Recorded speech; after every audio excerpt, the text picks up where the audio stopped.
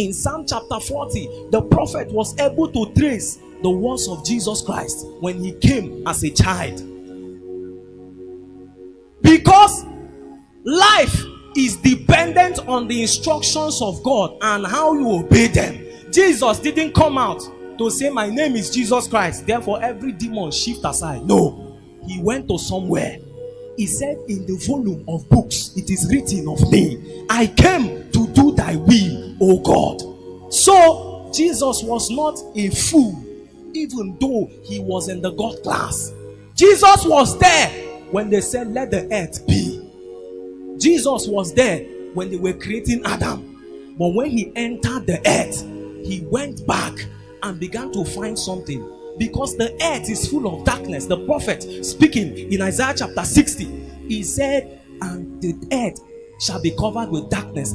Sorry, darkness shall cover the earth, and thick darkness the people. The darkness that is upon man is greater than the darkness upon the world. So you will know that as small as you are, the entity of darkness in you can surpass the one in the whole world.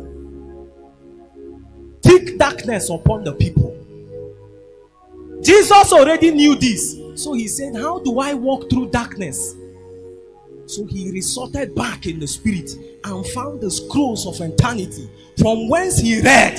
He said, I came to do your will. The instructions of God is the life of man. You are dead when you don't listen to God. When God is not the one instructing your life, then you are dead. I started by telling you that life is not your ability to breathe oxygen. Your life is tied to the obedience of the instructions of God. So Jesus found it and said, oh, is this the reason why I came to the earth? He entered the will of God, and that's number one protocol. The protocol to live a new life is the protocol of the will of God. Let me tell you, if you are here and you have not discerned the will of God for your life and destiny, you are dead. You will not come alive in the spirit. When we begin to check in the realm of the spirit, to check those of us that are alive, if the will of God is not upon your head, it means that you are dead. You cannot be found. And that's why, as I'm speaking now, be looking at your life and your situation. That's why the devil can use you as an experiment, because the will of God is not captured in your existence. You wake up, you do anything you want to do, you live the life you want to live, because you have not mastered the ability to capture the will of God. Look at Jesus.